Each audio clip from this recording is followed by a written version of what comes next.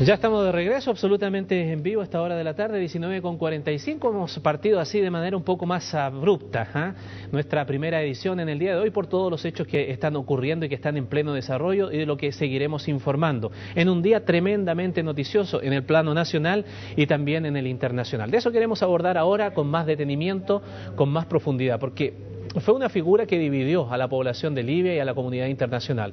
Muammar Gaddafi, luego de casi 8 meses de enfrentamiento, fue abatido en su ciudad natal de Sirte tras un ataque de la OTAN y posterior intervención de milicianos opositores a su régimen, de acuerdo por lo menos a las informaciones que hasta aquí se conocen.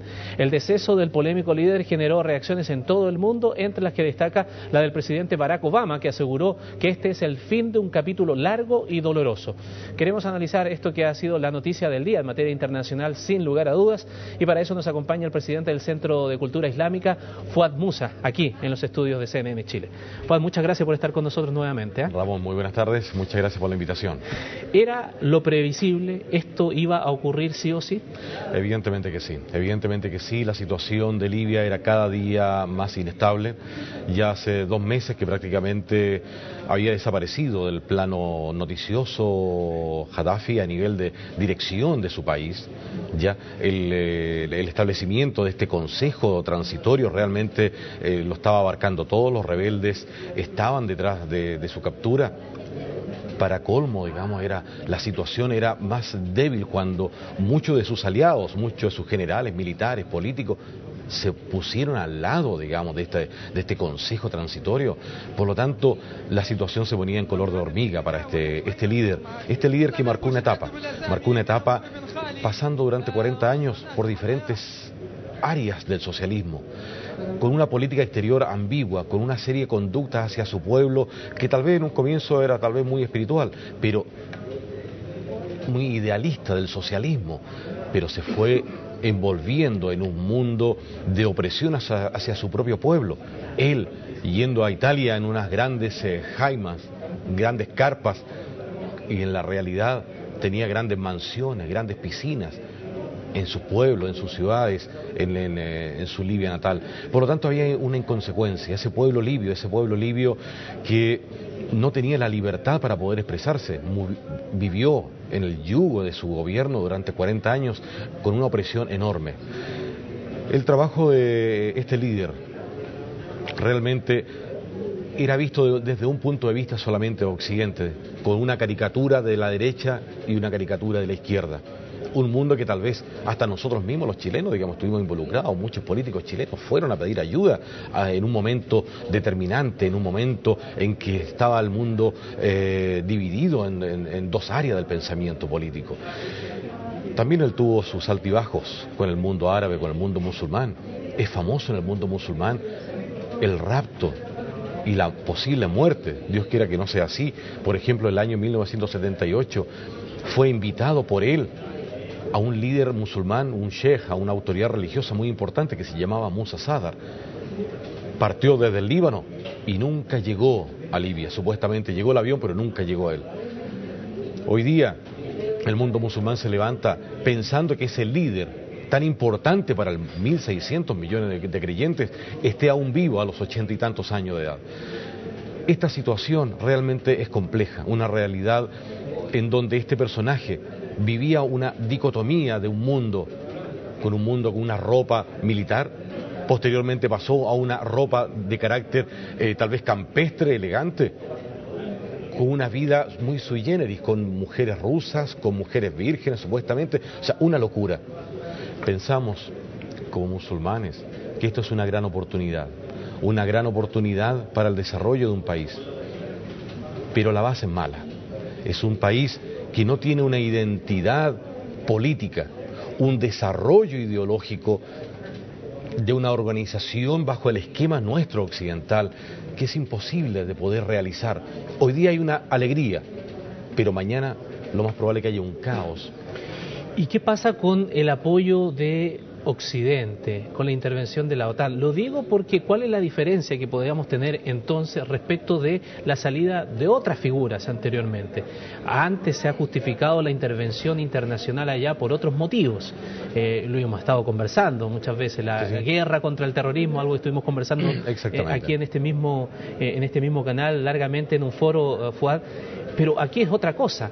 Pero, a ver, ¿es otra cosa realmente o al final, si uno escarba, llega a lo mismo, intereses económicos que hay de por medio? Todo esto es interés. Hoy día los medios de comunicación se centran en los países que les interesa. Libia, Siria, punto. Pero existen otras revueltas que no son informadas por los medios de comunicación, escritos o televisivos. Por ejemplo, el tema de Bahrein. El tema de Bahrein es un caos. ¿Pero por qué no se muestra? Porque allí están los intereses 101% que defiende a la monarquía, por ejemplo, los Estados Unidos. La monarquía que existe allí en Bahrein es pro-norteamericana, en donde tiene un 85% de oposición, con una minoría que gobierna hace casi más de 200 años. Por lo tanto, ¿por qué los medios de comunicación o la OTAN o los Estados Unidos directamente hacen vista gorda de estos sucesos? E incluso ellos apoyan con este silencio la invasión de parte de tropas sauditas a la isla de Bahrein para poder acallar a ese 85% que está gritando por libertad. Ahí no hubo ninguna resolución. No existe ninguna resolución, llamado, no existe llamado, no señor. Esos medios de comunicación están acallados porque no les interesa, porque les interesa este tema de estos líderes que fueron recibidos por Europa, que fueron recibidos en Naciones Unidas, ¿ya? ¿Pero por qué? Porque existe el petróleo, existen los intereses geopolíticos, evidentemente que hay un desarrollo en el punto de vista económico, del punto de vista político, que le conviene o no le conviene a los superpoderes, tanto en Europa como fundamentalmente norteamericanos. Esa situación se tiene que esclarecer. Hoy día, gracias a los medios de comunicación alternativos, a la Internet, es evidente que la gente hoy día es más libre. Es más libre en el sentido de poder saber, de poder ver una foto alternativa, una imagen, una información alternativa a la realidad que está sucediendo en el mundo. Sacudirse del yugo de Muammar Gaddafi no necesariamente tiene que ser igual un acercamiento con Occidente desde ese punto de vista, o puede ser que, como muchas veces ha ocurrido, el apoyo a ciertas revueltas al final a Occidente le vuelve como un boomerang. Mira, aquí hay una... Claro que sí. O sea, yo ahora he visto incluso políticos chilenos que han ido a dar charlas de democracia a Egipto. Dios mío, la democracia, el concepto de democracia o el concepto de libertad o de administrar un Estado tiene que nacer bajo la misma realidad de cada uno de estos países. Es evidente que la situación de Irán, de Túnez, de Egipto, son pueblos diferentes, con realidad histórica, religiosa, política distinta. Claramente, por ejemplo, la revuelta de Teherán en el año 79, con la salida de la forma humillante que fue del Shah de Irán y la salida, digamos, de toda la situación de la embajada norteamericana, etcétera, fue una luz inspiradora para muchos de estos gobiernos que fueron opresores con su propio pueblo. Sin embargo, eso no quiere decir que estos gobiernos vayan a ser una teocracia islámica, en absoluto. Puede que sí, tal vez, pero eso depende de la realidad cultural y política que tiene cada uno de estos pueblos. No podemos ir desde Chile, a dar una fórmula democrática a esta gente, cuando existe una sociedad que realmente esa palabra no la conoce, donde existen tribus. Si bien es claro, no podemos comparar, no podemos hacer tanta analogía en el sentido de Irak con Libia, puesto que es un poco más homogéneo la sociedad de Libia que la de Irak, es mucho más nuclear, digamos, mucho más dividida, digamos, la situación de Irak, aunque hay algunas cosas en común.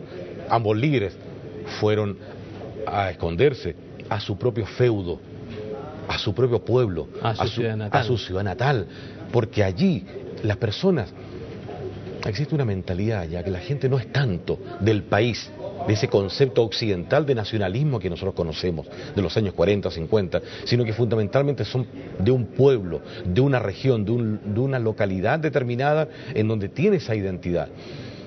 Todo esto es fruto también de nuestros propios errores de Occidente.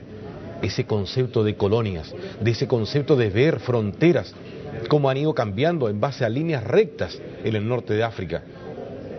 ¿qué culpa tenemos nosotros también? Las colonias italianas, francesa, inglesa, etcétera, holandesa, en donde realmente somos protagonistas de no entender una realidad cultural, religiosa, idiomática, religiosa de estos pueblos e inventar personajes, pseudo líderes, caudillos, para poder administrar, dirigir un potencial económico, y se nos va de las manos. Realidad que, como tú mismo lo planteaste, los talibanes, está muy claro. Lo último, solo para terminar porque se me acabó el tiempo, Juan, la forma en que muere Muammar Gaddafi, que todavía queda la gran duda cómo murió, si fue ajusticiamiento o no allí, o si fue un enfrentamiento, tal vez nunca lo llegamos a saber con certeza, pero eso puede despertar la certeza de cómo fue.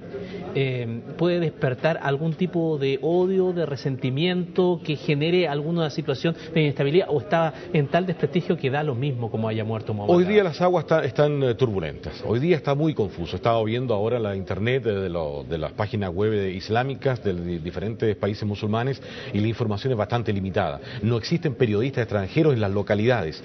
Ahora, con esta pseudo alegría, digamos, es muy posible que los grupos aliados al fallecido líder, digamos, puede que se alienten, digamos, a que muchos periodistas vayan y a mostrar una realidad. Creo que va a ser todo tan confuso como la situación de Saddam, hipotéticamente. Queremos lo mejor para el pueblo de Libia. Queremos lo mejor, nadie se alegra con la muerte de un líder político, de una persona, en absoluto, no estamos contentos con ello, estamos felices por una oportunidad que tiene el pueblo libio de poder crecer, de poder administrar sus propios recursos, de poder desarrollarse bajo los conceptos de su cultura. Hoy día, por ejemplo, Ramón, te informo que en Túnez las mujeres tenían prohibido usar el velo en las universidades. Hoy día muchas mujeres están usando el velo islámico porque ese gobierno se lo prohibía. Respetemos las culturas, respetemos la idiosincrasia de cada uno de estos pueblos, dejémoslos ser, démosles una oportunidad para crecer, porque van a ser un aporte el día de mañana para todo el mundo, en un diálogo franco, en una verdad, en un respeto a la democracia, en un respeto a la cultura de cada uno de ellos. Fuad, muchas gracias por su tiempo con nosotros aquí en CNN Chile. Muchas gracias.